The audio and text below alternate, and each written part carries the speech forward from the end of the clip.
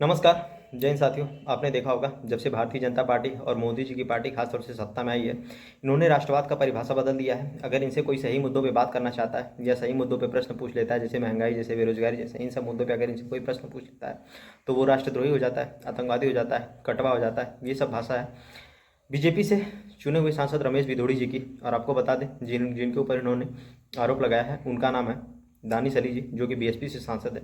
सोचिए, एक सांसद को जो कि इतने बड़े पद पे लोकसभा में विद्यमान है, उसके लिए इस टाइप की भाषा बीजेपी के सांसद और माननीय नेतागण प्रयोग करते हैं तो आम मुसलमानों की क्या स्थिति होगी इनकी सरकार में, कल्पना कर सकते हैं।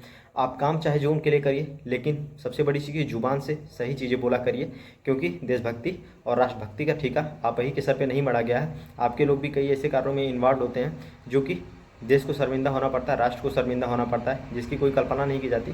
आपको बता दें, 2 दिन पहले का किस्सा है। रमेश भिदोड़ी लोकसभा में बोलते बोलते इतने ज़्यादा वो हो गए कि उन्होंने बीएसपी सांसद दानिश अली को देशद्रोही कह दिया, राष्ट्रद्रोही कह दिया, कटवा कह दिया, आतंकवादी कह दिया गया।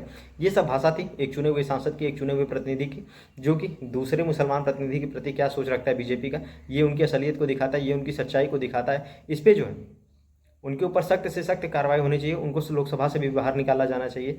मैं देखा था कि राहुल गांधी को मात्र मोदी समाज के चोर कहने पे जो है राहुल गांधी की सदस्यता चली गई थी। 2 साल तक उनको बाहर कर दिया गया था, उनसे आवाज़ छीन लिया गया था मात्र मोदी समाज को चोर कहने पे। और इस टाइप से बीजेपी सांसद पर आरोप लगाने पे अभी भी जो है रमेश भिदोड़ी के खिलाफ किसी भी प्रकार की कोई कार्रवाई नहीं हुई है, क्योंकि मोदी जी की और इनकी पार्टी का बस एक ही कल्चर है, लोगों के बारे में अनाप शनाप चीज़ें बोलना, लोगों के लिए अनाप शनाप चीज़ें लिखना। आप जितना ही मुसलमानों के खिलाफ अनाप शनाप चीज़ें लिखते हैं, बोलते हैं, आप उतने ही ज़्यादा आगे बढ़ते जाएंगे पार्टी में। ये एक कल्चर सा बन गया है देश में। मैं देख रहा हूँ छोटे छोटे लोग भी जो है टारगेटेड कर रहे हैं, लेकिन इसका अंदाज़ा ये नहीं इनको पता होता है कि ग्राउंड लेवल पर चीज़ें क्या हो रही हैं। ग्राउंड लेवल पर ये होता है कि लोगों के बीच इतनी ज़्यादा नफरत बढ़ रही है कि लोग एक दूसरे को हिंदू और मुसलमान काटने के लिए दौड़ रहे हैं। लेकिन इनकी राजनीति का एक अहम हिस्सा ये है कि भाई भाई को लड़ाओ, आपस आपस में लड़ाओ, 2 धर्मों के बीचों को लड़ाओ, 2 संप्रदायों के बीचों को लड़ाओ, तभी इनकी राजनीति जो है अच्छे से चल पाती है। और मैं अभी देख रहा हूँ कि बीजेपी पार्टी की तरफ से उनके ऊपर कोई भी एक्शन नहीं लिया गया है। हर्षवर्धन साहब थे, लोकसभा में बैठे हुए थे, वो चाहते तो वो उनको मना कर सकते थे इन सब चीज़ों के अभद्र भाषा बोलने से, लेकिन वो भी बीजेपी सांसद हैं, वो चुपचाप चोरी से हंस रहे थे।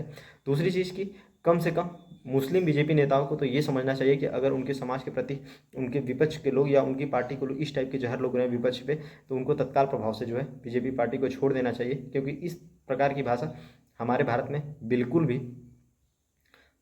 कोई समर्थन नहीं करता है। जिस सब की भाषा आज रमेश भिदोड़ी साहब एक मुसलमान व्यक्ति के लिए प्रयोग कर रहे हैं, आम मुसलमानों की क्या स्थिति होगी इनकी सरकार में, आप देख ही रहे होंगे। धन्यवाद।